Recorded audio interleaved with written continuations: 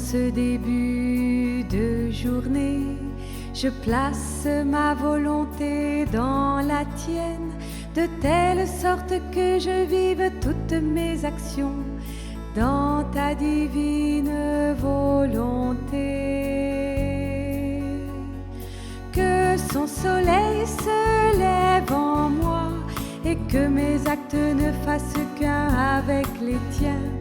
Que ma décision ne soit pas obscurcie par ma propre volonté, mon estime personnelle, mon insouciance ou ma négligence. Gloire à toi, Seigneur. Seigneur, en ce début de journée, je place ma volonté dans la tienne, de telle sorte que je vive toutes mes actions dans ta divine volonté. Que son soleil se lève en moi et que mes actes ne fassent qu'un avec les tiens. Que ma décision ne soit pas obscurcie par ma propre volonté, mon estime personnelle, mon insouciance ou ma négligence. Gloire à toi, Seigneur.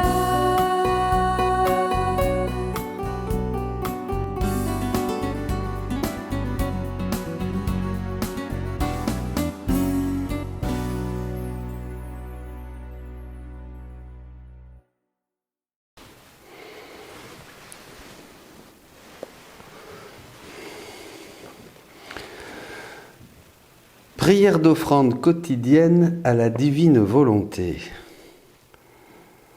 Ô Jésus, par la magnificence de ta divine volonté, je t'offre cette prière par le cœur immaculé de Marie. J'entre aujourd'hui dans ta sainte volonté. Viens prier dans ma prière, ô divine volonté, en mon nom et au nom de toutes les âmes, pour l'amour, l'honneur et la gloire de Dieu notre Père, et en réparation pour tous les péchés et pour le salut de toutes les âmes. Ô Jésus, avec une profonde tristesse, j'embrasse les saintes plaies de tes mains, que chaque mouvement de mes mains aujourd'hui soit 1 million d'actes d'amour pour toi. Ô Jésus, avec une profonde tristesse, j'embrasse les saintes plaies de tes pieds, que chacun de mes pas aujourd'hui soit 1 million d'actes d'amour pour toi. Ô Jésus, avec une profonde tristesse, j'embrasse la sainte plaie de ton sacré cœur, que chaque battement de mon cœur aujourd'hui soit 1 million d'actes d'amour pour toi. Amen, Amen. Au nom du Père, du Fils et du Saint-Esprit, le Seigneur soit avec vous. Préparons-nous à cette célébration. Rejoignons toutes les messes qui se célèbrent, qui se sont célébrées, qui se célébreront. Il n'y a qu'une messe. Nous sommes tous connectés à cette unique messe qu'a célébrée ici, en ce monde, Jésus, notre bien-aimé Sauveur et Rédempteur. Demandons pardon au Seigneur. Demandons pardon et réparons pour toutes les messes que jusqu'à ce jour nous avons vécues d'une manière distraite, avec peu de dévotion, avec peu de préparation. Réparons pour toutes ces messes que nous avons vécues de manière médiocre et pour tous ceux qui ont vécu les messes de manière médiocre, pour tous les prêtres. Réparons dans la divine volonté. Disons, je confesse à Dieu Tout-Puissant.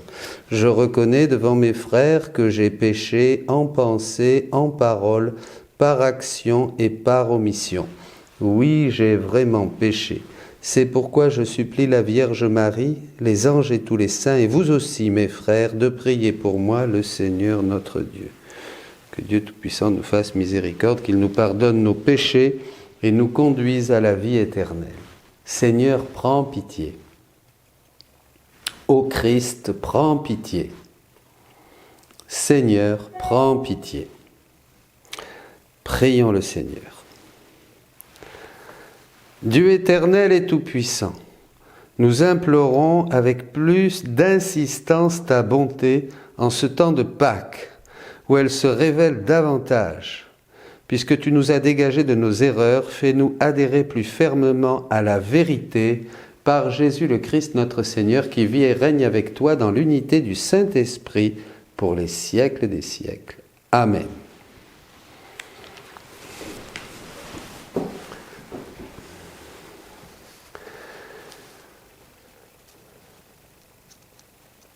Lecture du livre des Actes des Apôtres.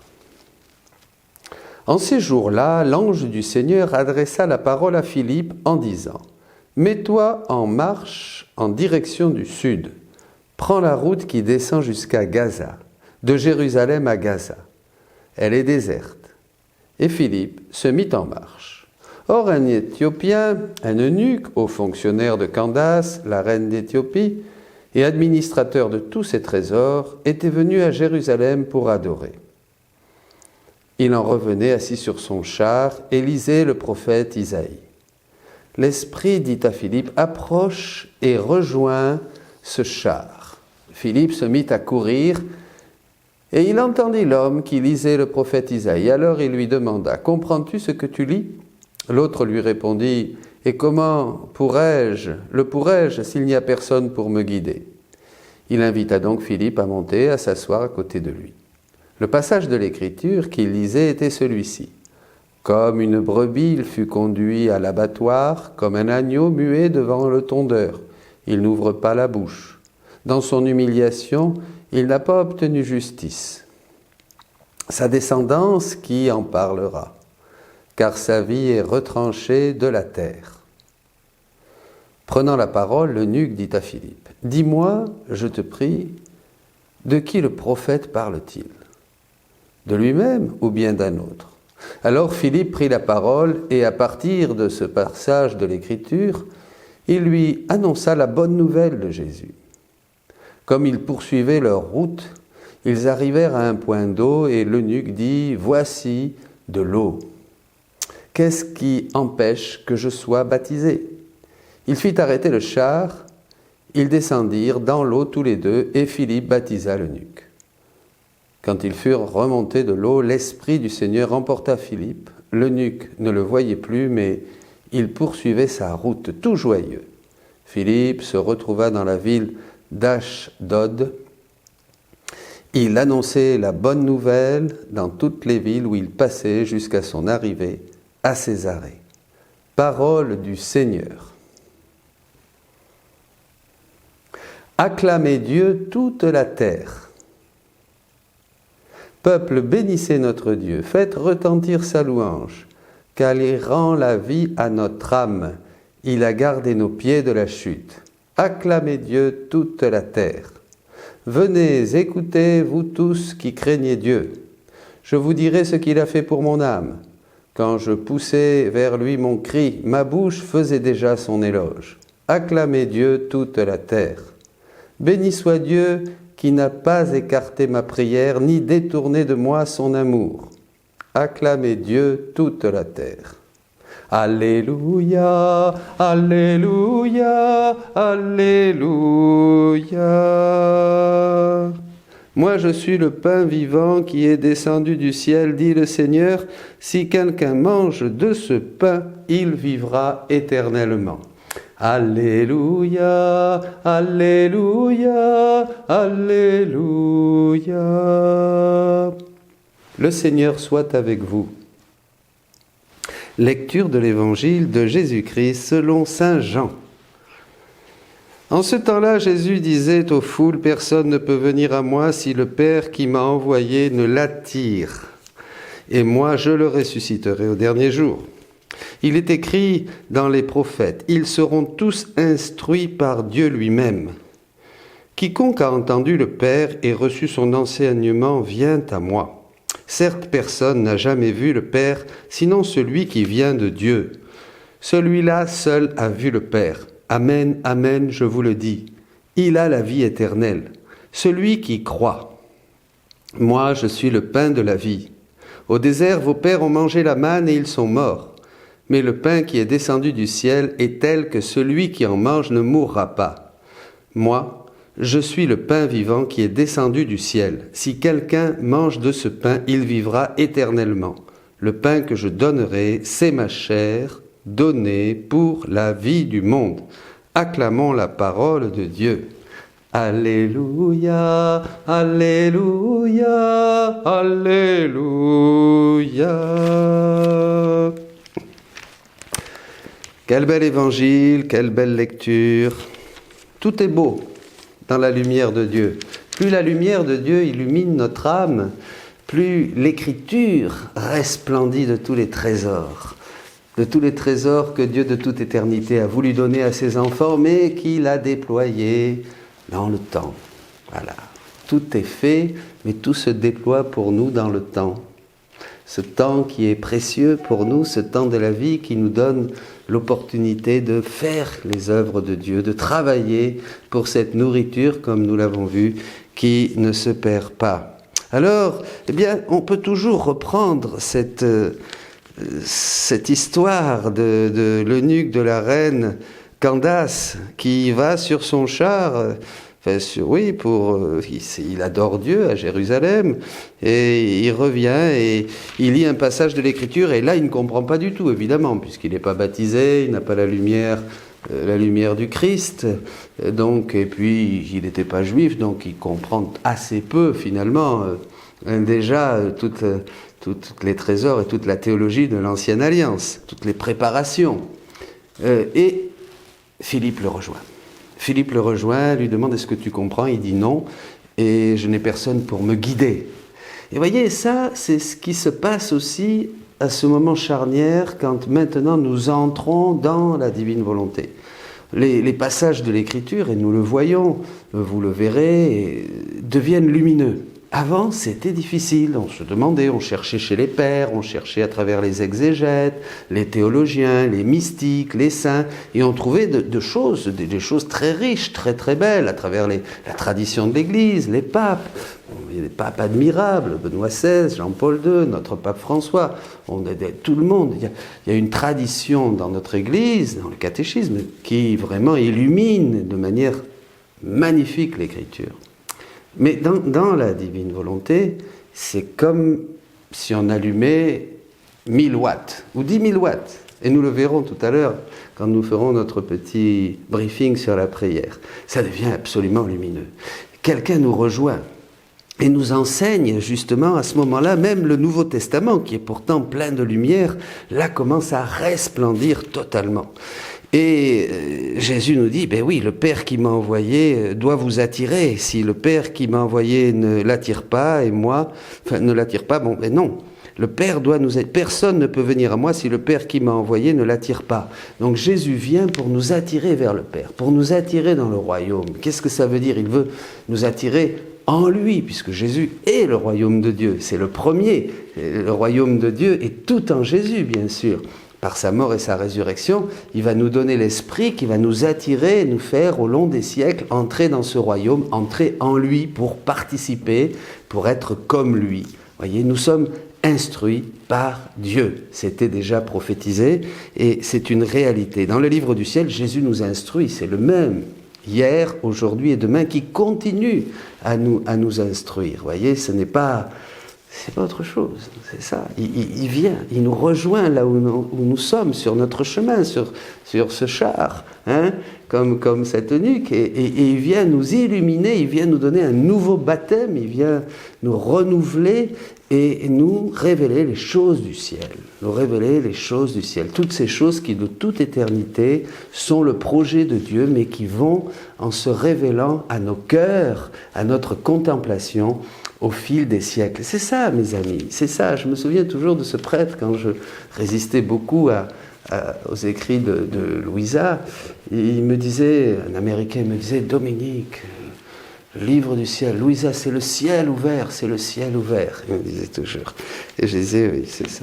Enfin, j'étais pas très convaincu à cette époque. Et c'est ça, nous sommes instruits par Dieu lui-même dans la divine volonté. Jésus et la vie éternelle, celui qui croit en lui, en ses paroles, mais ces paroles qui commencent déjà depuis la Genèse. C'est le Verbe qui a tout créé, c'est le Verbe qui nous conduit, c'est cette parole de Dieu que nos pères ont reçue dans le désert, où Dieu a parlé à leur cœur, un peu comme maintenant, nous, dans ce confinement aussi.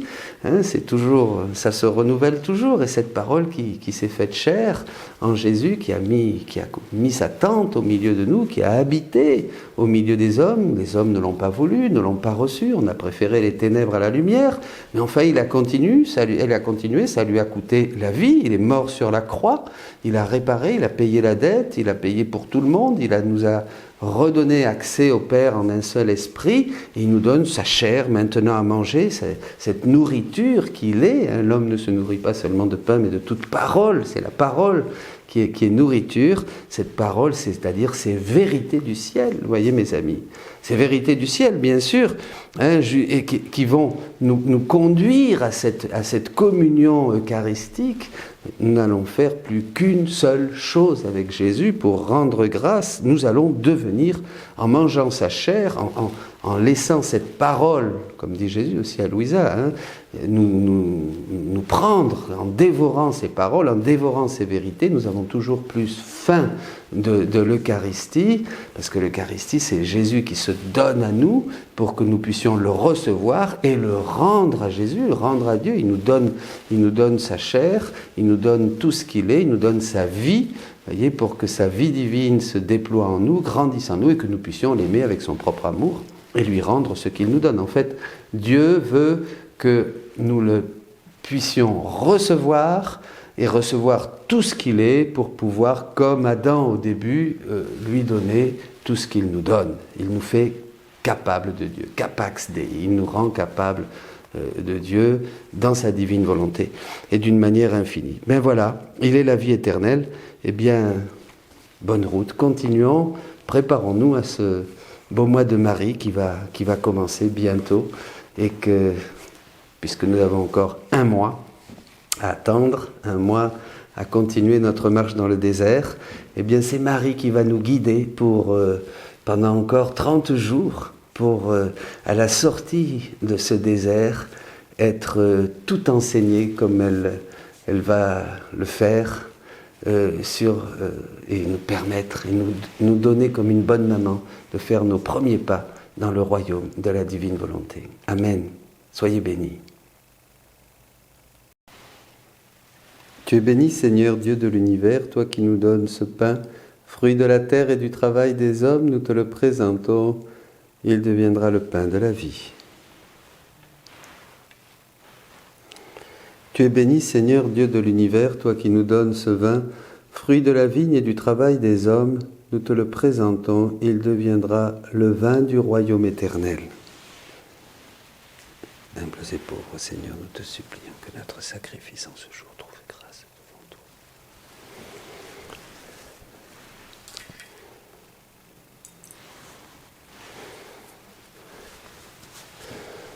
Nous mettons sur cet autel, frères et sœurs, toutes les intentions qui nous sont confiées, bien sûr.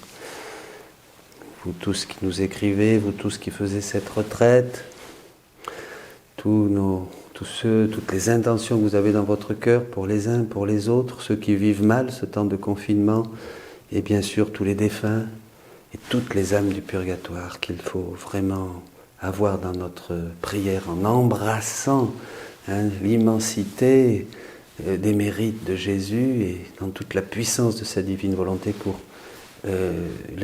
leur faire parvenir. Prions ensemble au moment d'offrir le sacrifice de toute l'Église. Seigneur notre Dieu, dans l'admirable échange du sacrifice eucharistique, tu nous fais participer à ta propre nature divine. Puisque nous avons la connaissance de ta vérité, accorde-nous de lui être fidèles par toute notre vie, par Jésus le Christ, notre Seigneur. Le Seigneur soit avec vous. Élevons notre cœur. Rendons grâce au Seigneur notre Dieu. Vraiment, il est juste et bon de te glorifier, Seigneur, en tout temps, mais plus encore en ces jours où le Christ, notre Pâque, a été immolé. Lui qui ne cesse pas de s'offrir pour nous et qui reste éternellement notre défenseur auprès de toi. Immolé, il a vaincu la mort. Mis à mort, il est toujours vivant. C'est pourquoi le peuple des baptisés, rayonnant de la joie pascale, exulte par toute la terre, tandis que les anges dans le ciel chantent sans fin l'hymne de ta gloire.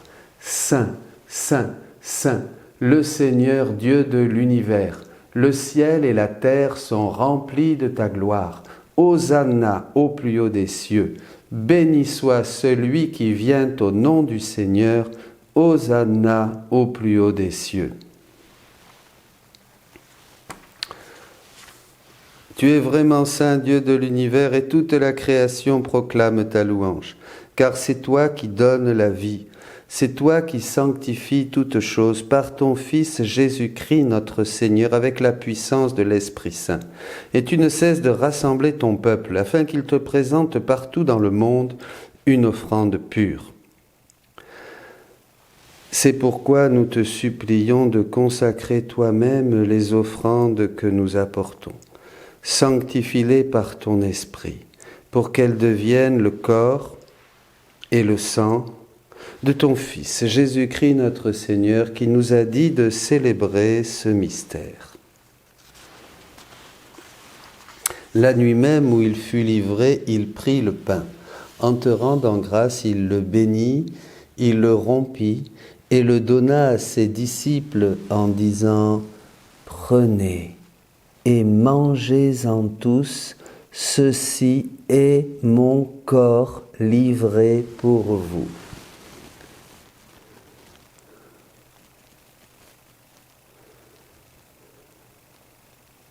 Corps du Christ, livré pour nous.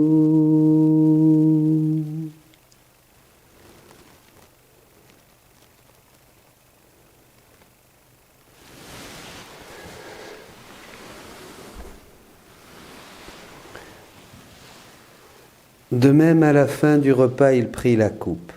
En te rendant grâce, il la bénit et la donna à ses disciples en disant « Prenez et buvez-en tous, car ceci est la coupe de mon sang, le sang de l'alliance nouvelle et éternelle qui sera versé pour vous et pour la multitude en rémission des péchés.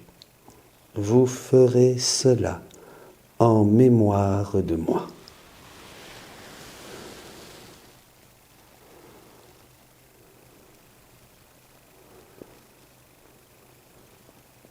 Sang du Christ versé pour nous.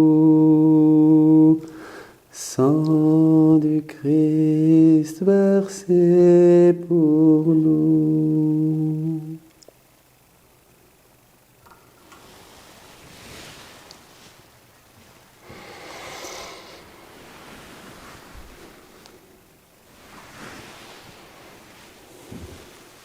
Quand nous mangeons ce pain et buvons à cette coupe, nous célébrons le mystère de la foi.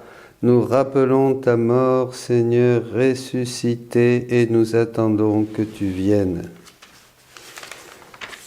Regarde, Seigneur, le sacrifice de ton Église et daigne y reconnaître celui de ton Fils, qui nous a rétablis dans ton alliance. Quand nous serons nourris de son corps et de son sang et remplis de l'Esprit Saint, accorde-nous d'être un seul corps et un seul esprit dans le Christ. Que l'Esprit Saint fasse de nous une éternelle offrande à ta gloire pour que nous obtenions un jour les biens du monde à venir auprès de la Vierge Marie, la bienheureuse Mère de Dieu, avec Saint Joseph, son époux, avec les apôtres, les martyrs et tous les saints qui ne cessent d'intercéder pour nous. Et maintenant, nous te supplions, Seigneur, par le sacrifice qui nous réconcilie avec toi, étends au monde entier le salut et la paix. Affermis la foi et la charité de ton Église au long de son chemin sur la terre. Veille sur ton serviteur, le pape François, notre évêque Jean-Paul, ses auxiliaires Bertrand, Jean-Marie, l'ensemble des évêques, les prêtres, les diacres et tout le peuple des rachetés. Écoute les prières de ta famille assemblée devant toi et ramène à toi, Père très aimant, tous tes enfants dispersés. Pour nos frères défunts, pour les hommes qui ont quitté ce monde et dont tu connais la droiture, nous te prions. Tous ceux qui sont encore partis de par le monde ces derniers jours, les défunts de notre paroisse, nos proches. Reçois-les dans ton royaume où nous espérons être comblés de ta gloire tous ensemble et pour l'éternité, par le Christ notre Seigneur, par qui tu donnes au monde toute grâce et tout bien.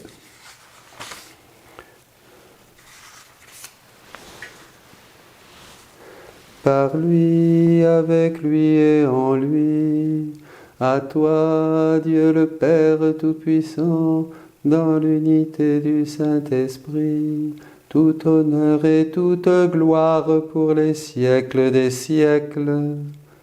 Amen.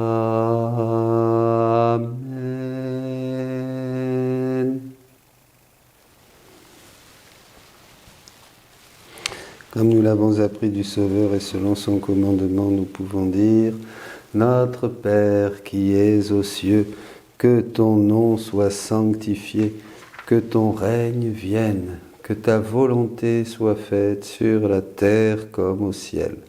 Donne-nous aujourd'hui notre pain de ce jour, pardonne-nous nos offenses, comme nous pardonnons aussi à ceux qui nous ont offensés. Et ne nous laisse pas entrer en tentation, mais délivre-nous du mal. Amen. Délivre-nous de tout mal, Seigneur, et donne la paix à notre temps. Par ta miséricorde, libère-nous du péché. Rassure-nous devant les épreuves en cette vie où nous espérons le bonheur que tu promets et l'avènement de Jésus-Christ notre Sauveur. Car c'est à toi qu'appartiennent le règne, la puissance et la gloire pour les siècles des siècles. Seigneur Jésus-Christ, tu as dit à tes apôtres, « Je vous laisse la paix, je vous donne ma paix. Ne regarde pas nos péchés, mais la foi de ton Église. Pour que ta volonté s'accomplisse, donne-lui toujours cette paix et conduis-la vers l'unité parfaite, toi qui vis et règnes pour les siècles des siècles. » Que la paix du Seigneur soit toujours avec vous.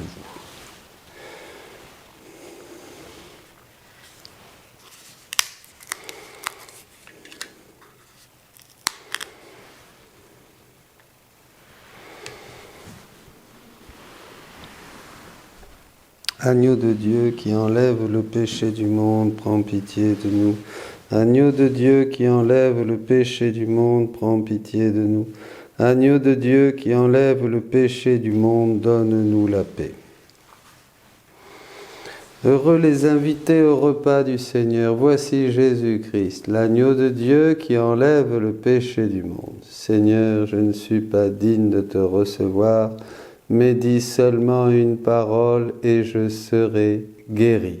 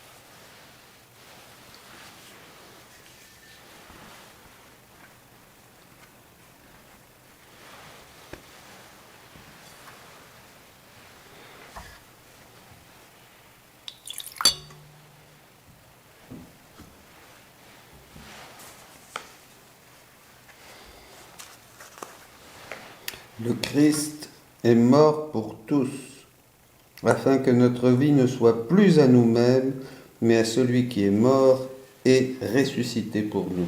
Alléluia.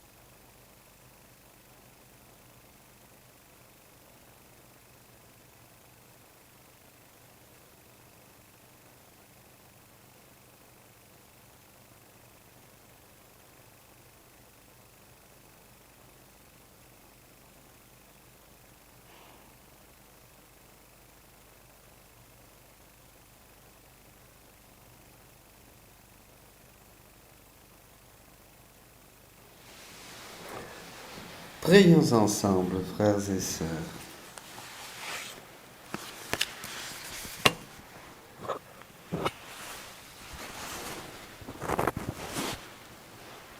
Dieu très bon, reste auprès de ton peuple, car sans toi notre vie tombe en ruine. Fais passer à une vie nouvelle ce que tu as initié au sacrement de ton royaume par Jésus le Christ notre Seigneur. Le Seigneur soit avec vous. Et que Dieu Tout-Puissant vous bénisse, le Père, le Fils et le Saint-Esprit. Allez dans la paix du Christ. Je vous salue Marie, pleine de grâce, le Seigneur est avec vous. Vous êtes bénie entre toutes les femmes, et Jésus, le fruit de vos entrailles, est béni. Sainte Marie, Mère de Dieu, priez pour nous, pauvres pécheurs, maintenant et à l'heure de notre mort. Amen. Nous continuons. Nous sommes à la page 9.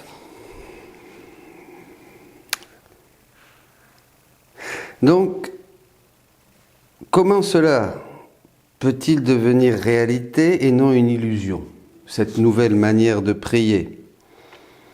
Est-ce que ça se réduit à un simple exercice de piété, comme tous ces beaux exercices de piété que nous avons et que nous connaissons, toutes ces dévotions? Sur quoi s'appuie cette manière de prier? Est-elle authentique? Ça, ce sont des questions que Louisa va se poser. Elle va même dire, quand elle va faire des rondes, elle va dire, mais non, je ne sais plus prier, elle va dire. Je perds la tête. Elle va dire souvent cela.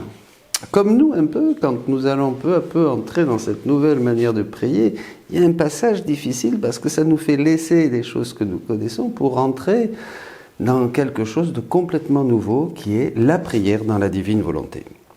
Alors nous sommes ici devant quelque chose de fondamental. Le Seigneur parle d'une nouveauté jusque dans la prière. Il y a une nouveauté radicale qui nous déstabilise, hein, c'est normal s'il n'y avait rien de nouveau. C'est comme dans les retraites, si vous allez écouter quelque chose que vous savez déjà, vous allez dire « Ah oui, c'est formidable, le Père a bien parlé, mais vous n'avez rien appris de nouveau, puisqu'on le savait. » Bon. Et cela aussi, cette nouveauté va nous dire quelque chose. Alors, quelle est la différence entre parler avec ou sans micro? Une grande différence. Jésus parlait à de grandes multitudes, une fois à 5000 personnes sans compter les femmes et les enfants, et cela sans micro. Tous pouvaient l'entendre parfaitement. Comment expliquer ce miracle? Si ce n'est qu'en fait, il parlait toujours avec le microphone de l'immense divine volonté. Bien sûr. Il rejoignait tous les cœurs. Ce n'était pas des décibels. Pas des décibels. Il n'avait pas besoin de crier. Mais sa voix rejoignait tous les cœurs dans la divine volonté. Il y a une grande différence entre parler, prier, faire les choses avec notre petite volonté humaine ou faire tout dans la divine volonté, où tout prend une dimension éternelle, infinie, divine. Tout change.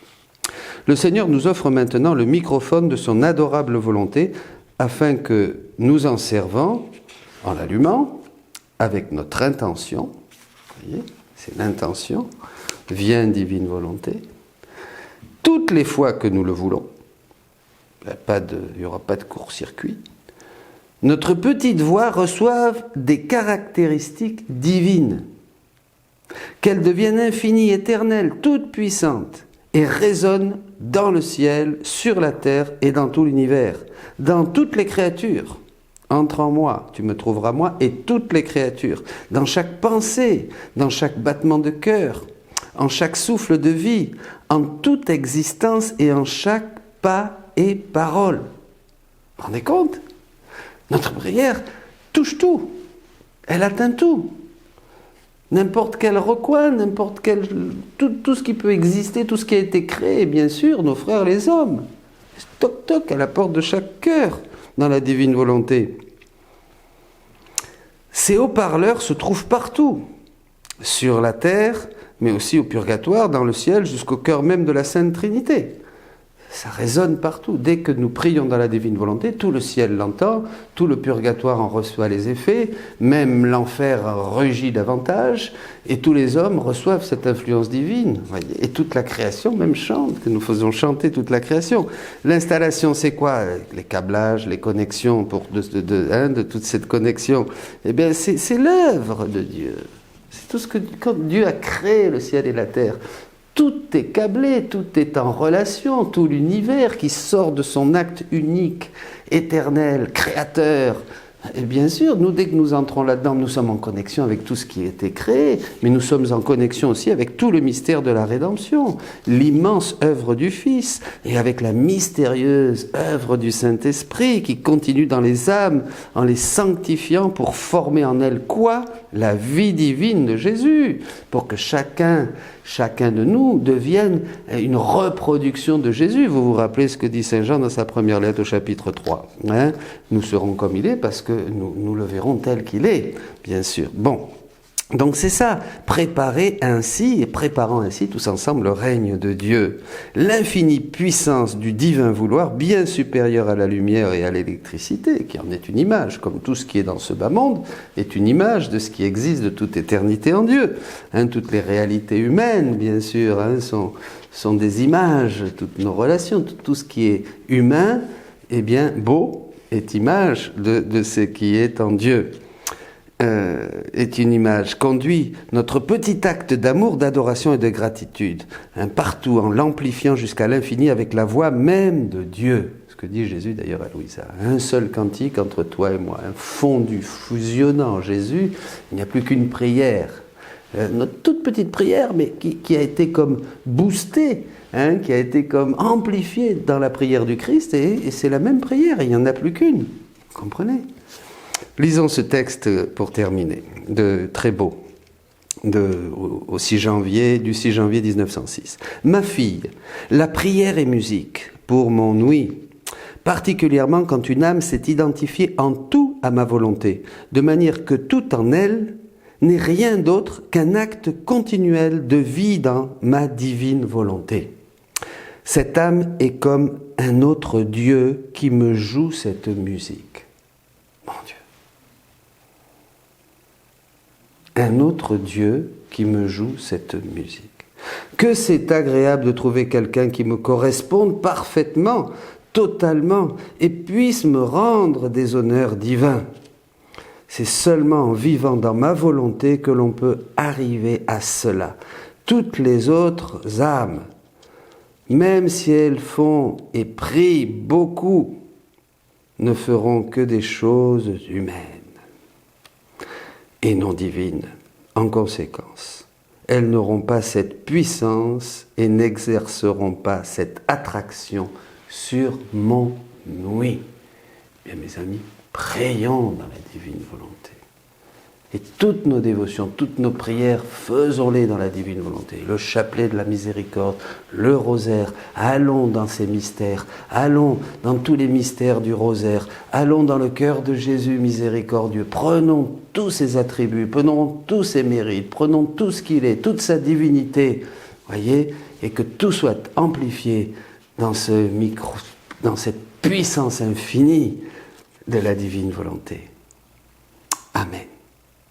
Soyez bénis. Bonne journée.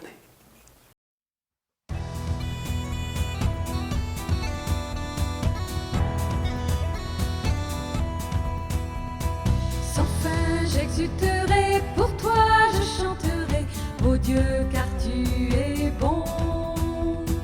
Je danserai pour toi, tu es toute ma joie, ô Dieu car tu es bon. Que chante pour toi la bouche des enfants, exulte en toi le peuple des vivants. Que chante pour toi